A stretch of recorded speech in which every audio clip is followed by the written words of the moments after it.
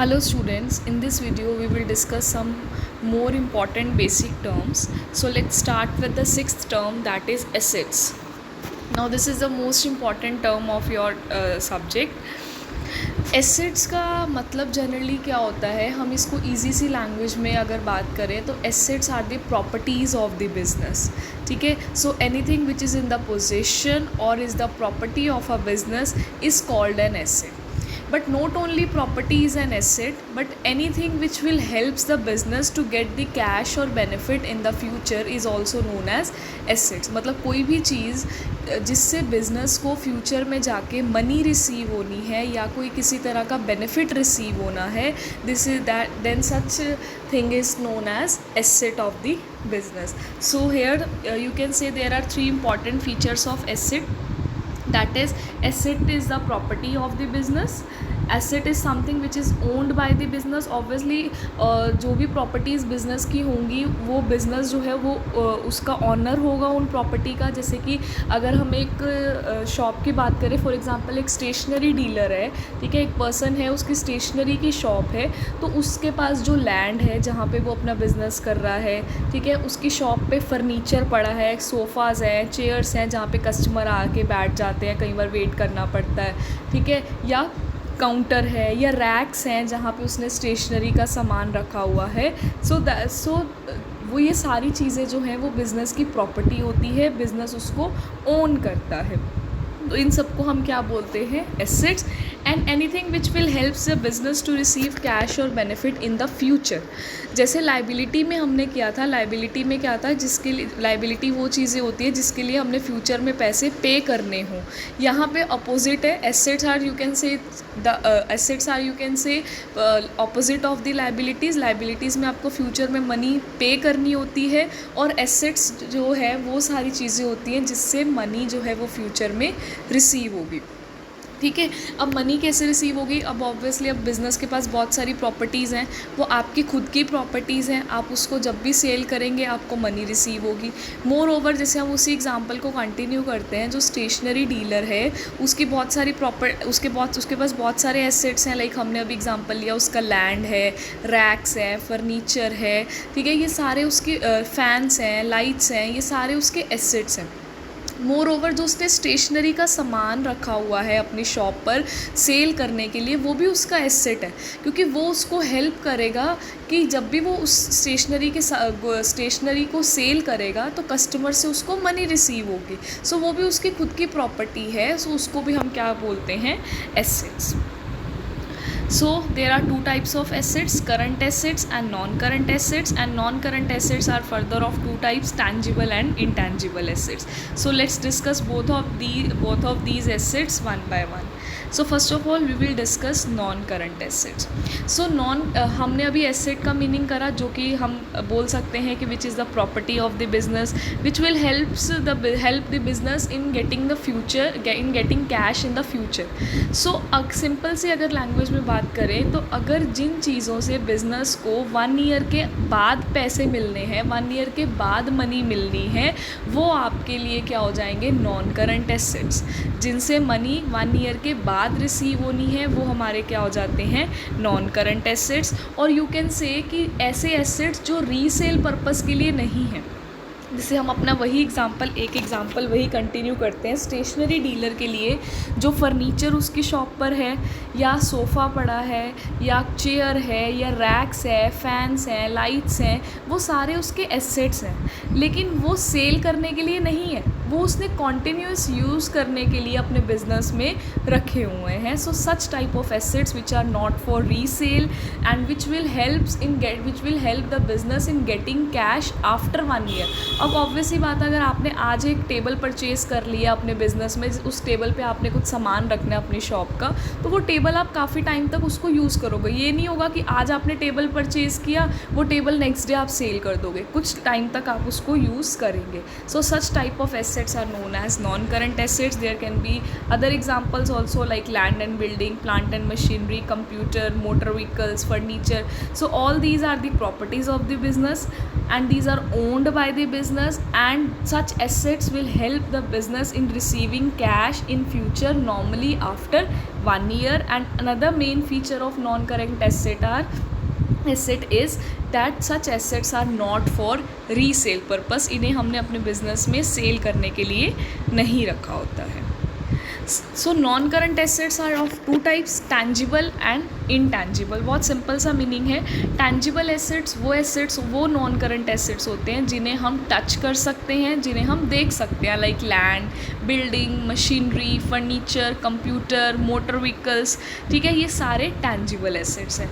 और ऐसे non current assets जिसको आप टच नहीं कर सकते हो, जस्ट ठीक है, आप उसको देख नहीं सकते हो, आप उसको टच नहीं कर सकते हो, such type of assets are known as intangible assets. अब माइंड में क्वेश्चन आएगा कि ऐसे कौन से एसेट्स हैं जिन्हें हम टच नहीं कर सकते बट स्टिल वो आपको बेनिफिट प्रोवाइड कर रहे हैं, वो आपको कैश प्रोवाइड कर रहे हैं, वो आपकी प्रॉपर्टी है. सो इसमें बहुत सारे एग्जांपल्स होते हैं like goodwill, patents, copyright, trademarks. Goodwill means the reputation of the business. ठीक है, you have to keep the meaning of goodwill in your mind that goodwill is the reputation of the business.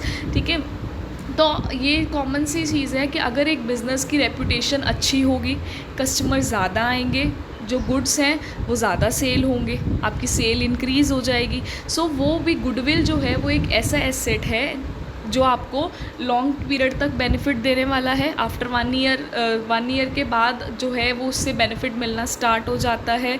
ठीक है, आप लेकिन उस reputation को आप सिर्फ फील कर सकते हो कि रेपुटेशन अच्छी है या बुरी है. आप उसको टच नहीं कर सकते, आप उसको देख नहीं सकते. Similarly there are other intangible assets like patents, trademarks are something like अगर हम एक अमूल बटर की बात करते हैं तो वहाँ पे एक गर्ल की पिक्चर होती है. वो सबको पता है कि आप वो गर्ल की पिक्चर किसी और ब्रांड पे यूज़ नहीं हो सकती है, बिकॉज उन्होंने वो क्या करवा लिया, वो उनका ट्रेडमार्क है, वो उसको कोई और कॉपी नहीं कर सकता है.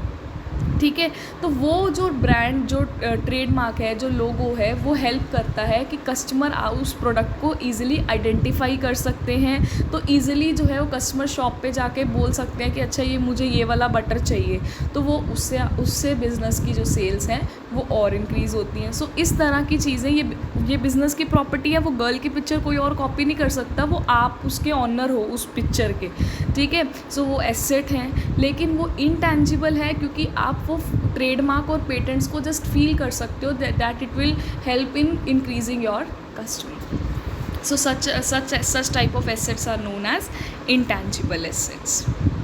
Now current assets are just opposite of non-current assets. non-current assets में हमने किया कि जिनसे हमें कैश 1 ईयर के बाद रिसीव होनी है, लेकिन करंट एसेट्स वो होते हैं जिनसे हमें कैश 1 ईयर के अंदर रिसीव हो जाएगी. Within 1 year business, within 1 year cash will be received. ठीक है, like cash in hand, cash at bank. आपका बैंक बैलेंस है, आपकी खुद की प्रॉपर्टी है, आप उसके ऑनर हैं, आपने, लेकिन वो ऐसा है वो एसेट, लेकिन कौन सा टाइप ऑफ एसेट है, करंट एसेट. क्यों है, क्योंकि अगर आपको आज ही मनी चाहिए, आप बैंक में जाओगे, आपको मनी मिल जाएगी. So such type of assets are known as current assets. Other examples of current assets are debtors, stock, bills receivable. इनको अभी हम आगे स्टडी करेंगे. ठीक है, so current assets are those assets from which cash will be received within 1 year, and another main feature is it can be resold. अब non current assets में हमने करा था हम इसको सेल नहीं कर सकते, लेकिन हम करंट एसेट्स को जैसे कि सेल कर सकते हैं. अब हमने जो स्टेशनरी वाला एग्जांपल लिया तो हमने बोला कि स्टेशनरी डीलर के लिए रैक्स, फर्नीचर, फैंस, लाइट्स, वो सारे नॉन करंट एसेट्स हैं because these are not for resale. लेकिन जो उस डीलर की शॉप पे सामान डिस्प्ले हुआ है जो सेल करने के लिए है, वो एसेट है. और वो कौन सा एसेट है, करंट एसेट है, बिकॉज उससे जो मनी है वो आज आपकी शॉप पे सामान है, obviously within 2 days, 3 days या within a week, within a month वो सेल हो जाएगा और आपको मनी रिसीव हो जाएगी.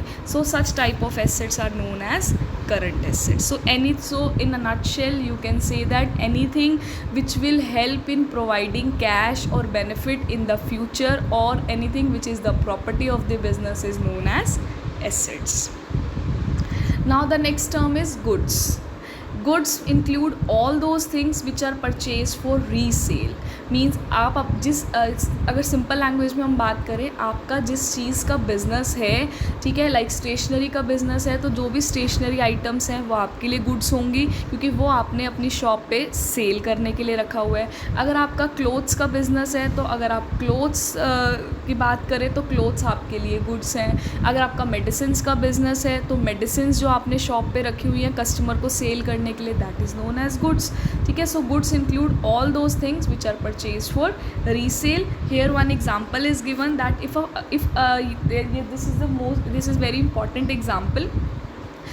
If a furniture dealer purchase chairs और टेबल्स फॉर सेलिंग, अगर एक फर्नीचर डीलर है, उसने वो चेयर्स और टेबल्स डिस्प्ले कर रखे हैं या परचेज़ करे हैं जो कि उसने कस्टमर को सेल करने हैं, सो सच चेयर्स और टेबल्स जो हैं वो गुड्स होंगे। लेकिन अगर उसकी, अब ऑब्वियस सी बात है, अब ये तो है नहीं कि उसने अपनी जो भी चेयर्स और टेबल्स जो है वो ऐसी रोड पे ही सेल कर रहा है। उसने एक प्रॉपर शॉप खरीदी होगी, एक लैंड होगा, ठीक है, जहाँ पे अपना वो बिज़नेस कर रहा होगा, और उसने कुछ चेयर्स भी रखी होंगी, लेकिन वो ऐसी चेयर्स जो उसने कस्टमर को सेल करने के लिए नहीं रखी हैं, वो सिर्फ कस्टमर के बैठने के पर्पज़ के लिए है या खुद के बैठने के पर्पज़ के लिए है। ठीक है, तो उन चेयर्स को हम गुड्स नहीं बोलेंगे, उन चेयर्स को हम क्या बोल देंगे, एसेट्स बोल देंगे। ठीक है, ये आपको ध्यान रखना है। तो जो भी थिंग आपके बिज़नेस में सेल करने के लिए, उनके लिए टर्म यूज़ करेंगे goods.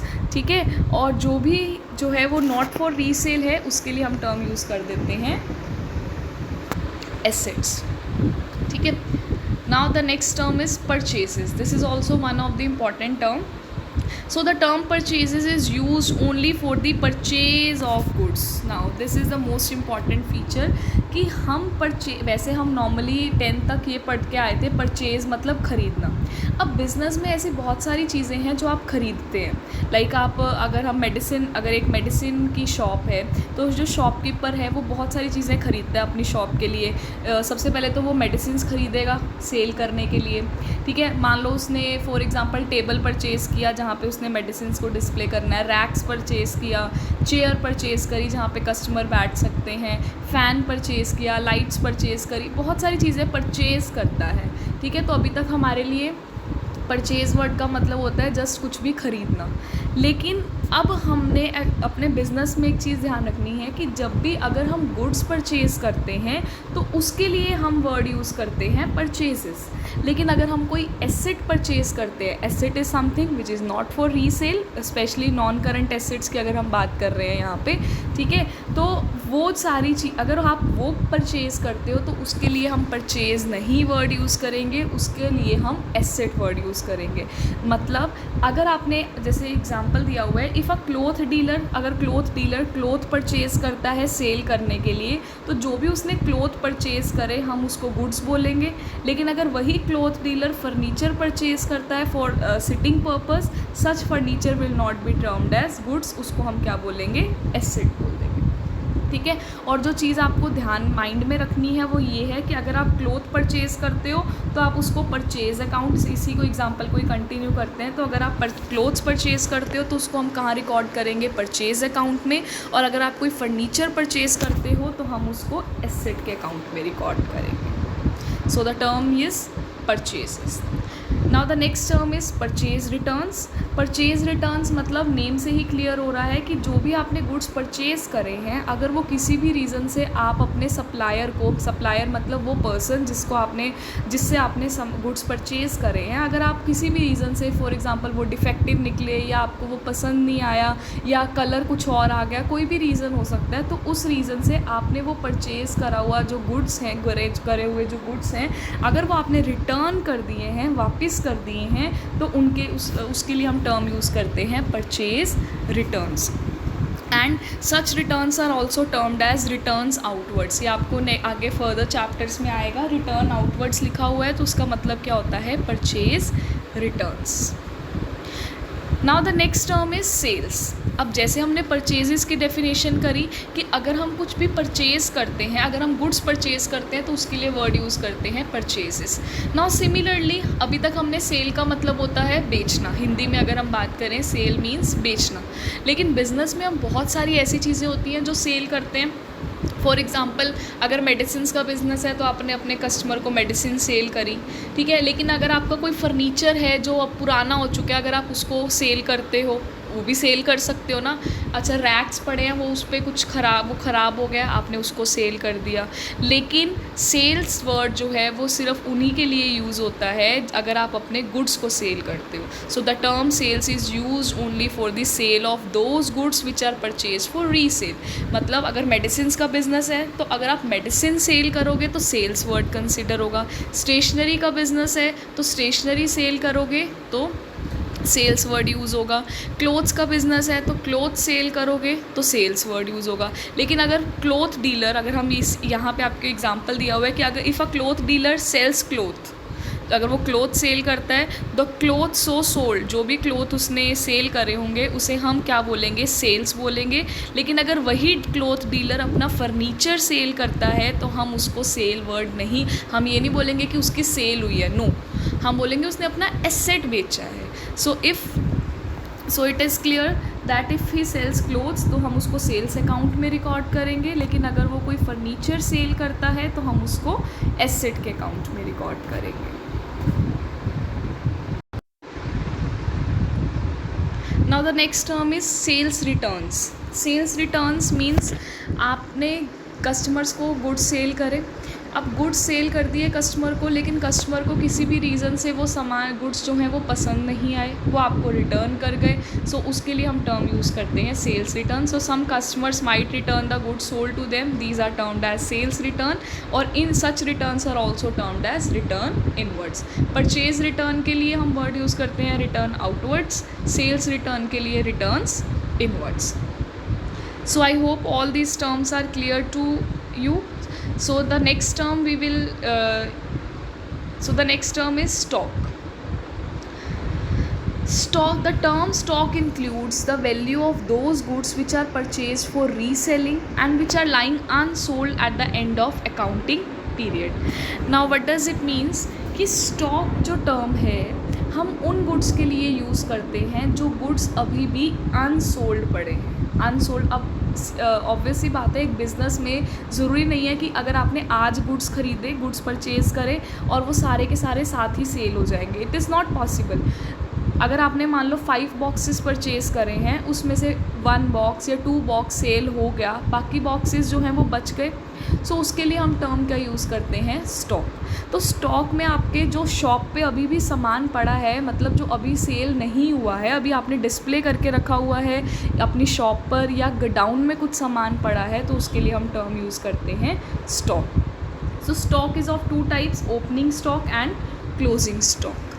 So opening stock means the value of goods lying unsold at the beginning of accounting period. Now as you know accounting period हमारा start होता है 1 अप्रैल को, ठीक है, और ये एंड कब होता है 31 मार्च. अगर हम इस ईयर की बात करें तो हमारा ईयर जो है वो 21 चल रहा है, तो 1 अप्रैल 21 हमारा ईयर स्टार्ट हुआ था, बिज़नेस के ईयर की बात करते हैं, और 31 मार्च 2022 में ये एंड होगा. जैसे आपके स्कूल का ईयर होता है अप्रैल टू मार्च, बिज़नेस में भी यही ईयर फॉलो होता है. सो ओपनिंग स्टॉक का मतलब क्या होता है, अगर आपके गुड्स अनसोल्ड पड़े हैं at the beginning of accounting period तो वो स्टॉक को हम बोलते हैं ओपनिंग स्टॉक. और जो स्टॉक आपका 31 मार्च 2022 यानी कि at the end of accounting period, at the end of accounting period जो भी स्टॉक पड़ा है उसके लिए हम टर्म यूज़ करते हैं क्लोजिंग स्टॉक. सो सिंपल सी बात है, जो भी गुड्स अनसोल्ड हैं अगर वो बिगनिंग में अनसोल्ड हैं सो उसे हम बोलेंगे ओपनिंग स्टॉक, और अगर वो एंड में अनसोल्ड हैं सो उसके लिए हम वर्ड यूज़ करेंगे closing stock. So these were few basic terms. Rest of the basic terms we will do in the next video. Thank you.